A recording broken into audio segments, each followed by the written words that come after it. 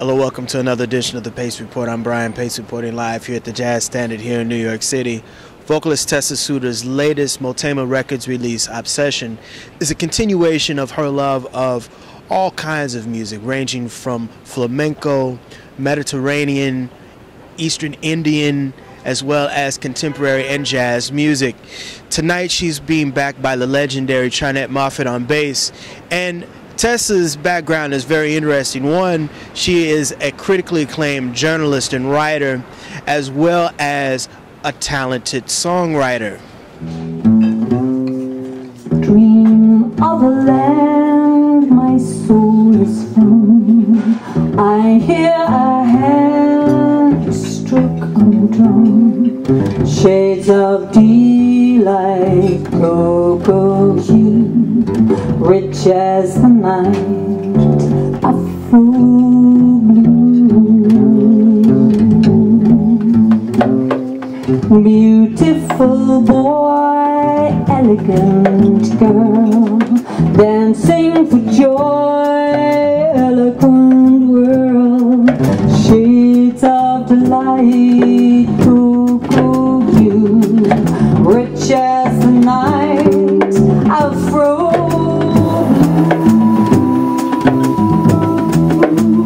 Two young lovers are face to face in undulating grace. They gently sway and slip away to some secluded place. Shades of delight, cocoa hue, rich as the night, Afro.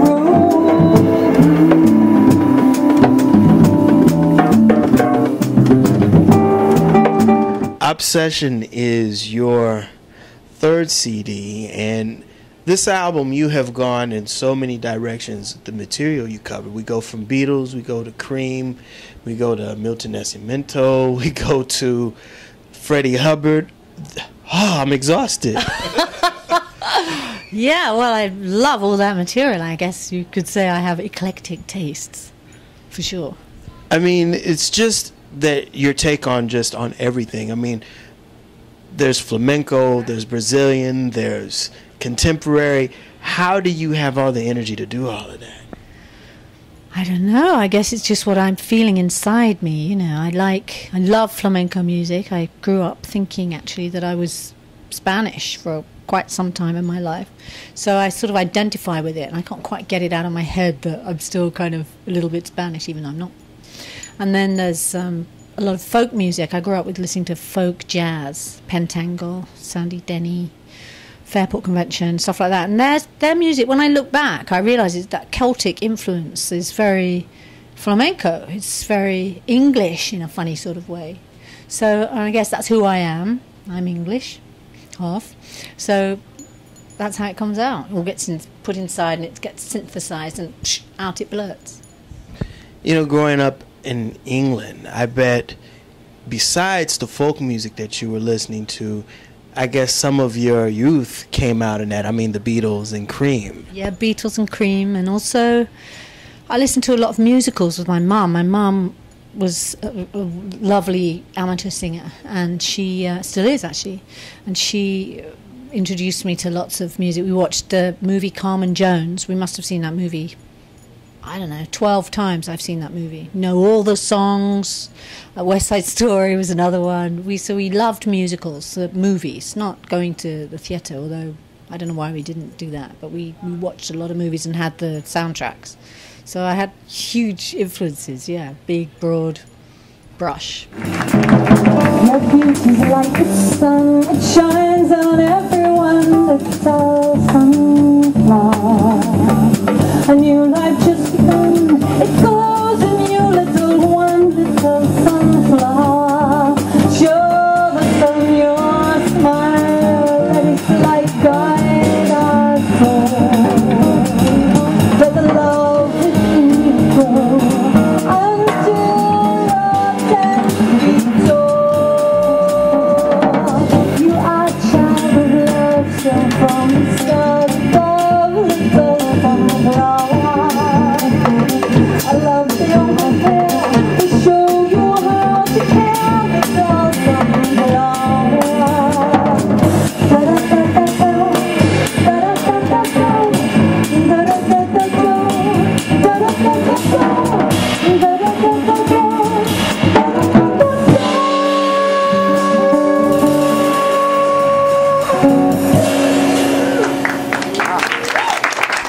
you got accepted to the Manhattan School of Music, and you were there a semester, but you decided to leave because you got actually hooked up with someone who became a mentor to you. Yeah. Mark Murphy, the amazing, incredible, unbelievably influential Mark Murphy. Incredible. So I was so lucky. He came and did a workshop at school, and so I met him then, and it kind of felt like an instant connection. It really felt like I already knew him, kind of. And I think he felt like that as well towards me.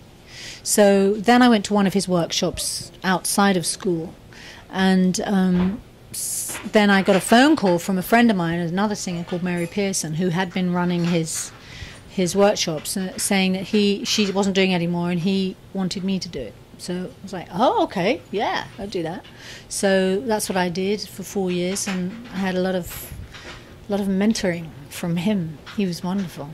What were some of the things that he imparted to you? Well, like the very first time I sang for him, for example, I sang around midnight, and I was like, I thought it was good. I thought, yeah, I did a good version of that. And I held out the last note, like long. And afterwards, Mark said, so why did you hold that long note like that? And I said, oh, you're right, because I wanted to show how long I could hold a note. So I guess he taught me that that's never a reason to do anything to show what you can do. It's only for the song. You have to be in the service of the song, or in obviously your feelings, but no silly unnecessary long notes and stuff that are peripheral to the story, if you like. So sometimes a long note might be important to tell the story, but if it's not, then please don't. So that's like one of the things he taught me. And also he used to make me scat, which I don't really do. I mean, I improvise when I'm singing, but I don't do scatting. I've never been very keen on it. I mean, not many people. He's a great scatter, and Sheila Jordan, but not. I don't find, aside from certain people, I don't particularly even enjoy hearing it. But he used to make me do it in class because it was good for you. It kind of dirties you up and makes you not be too safe and take chances. It teaches you that. So he taught me that, and lots of things. Like I can't even.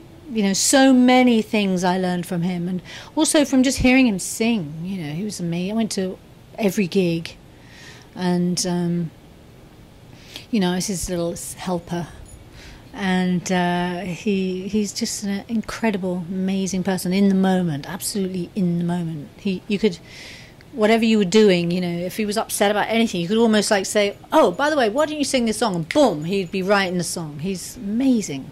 He's an incredible person.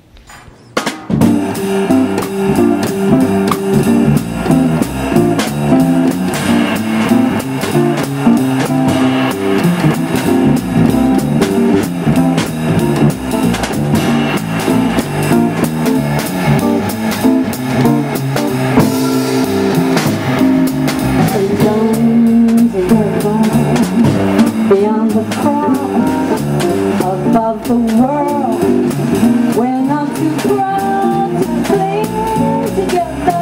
We're strong and long and we're together, alone together, finding ways to start a smile. We're not in vain, but we're together. We're strong and long and we're together. Our love is as deep as the sea. Our love is as free as love can be, and we can weather the great unknown when we're alone together. Listening to you, I just can't put you in the jazz vein, because your music just covers everything. I mean, there are moments where you're outside of the jazz vein and you're into, like you say, flamenco, and there's that romantic part of the whole show. Do you like to be put in that box? Well, I think it's a giant box, as my friend Billy Drummond likes to say, it's kind of outgrown the term. So it's like a huge, now so much, you know, with Brad Mehldau doing, I mean, I think I don't know if he does Eleanor Rigby, he certainly does Beatles songs.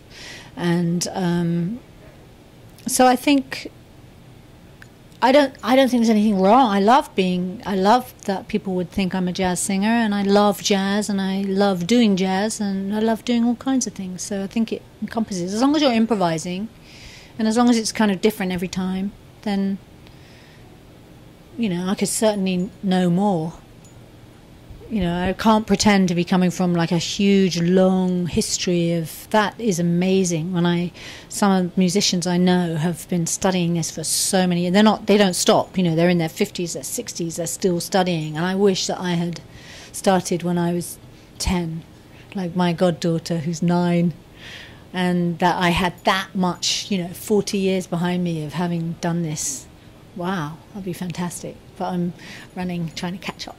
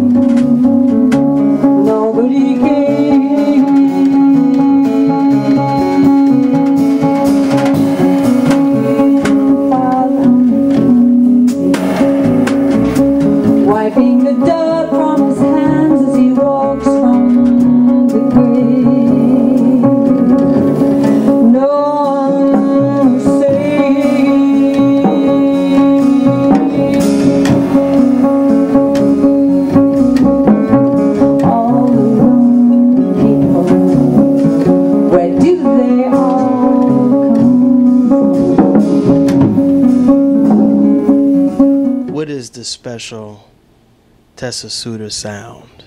What is your signature? Oh, gosh, I don't even know if I could answer that question. I think you might have to ask somebody else. What do you think? You got any theory? Do you want my theory? Yeah. I can't do it because this is your show. This is your interview. Gosh, I think I mean it. I mean everything. I really mean everything. I mean, not always, you can't always pull it off when you're performing, but every song I sing that I've picked because I mean it, because I understand it, because it means something to me, and I want it to mean something to other people. So I guess my signature thing is that I want to connect. So that's really, I think, what I'd say about what my music is about. It's heart, about most deep emotion, passion, people really feeling deep emotions and maybe being a bit of a roller coaster. Those people, I think, kind of identify with it. That'll do it again for another edition of the Pace Report. I'm Brian, Pace reporting live here at the Jazz Standard here in New York City. I'd like to personally thank Tessa Souter for her time, as well as the staff and management here at the Jazz Standard. As always, please visit my website, www.thepacereport.com, for my weekly column as well as my past segments. Until next time, remember, if it's in the groove, it'll make you move. Until next time, peace. Go you, rich as the night, Afro Blue.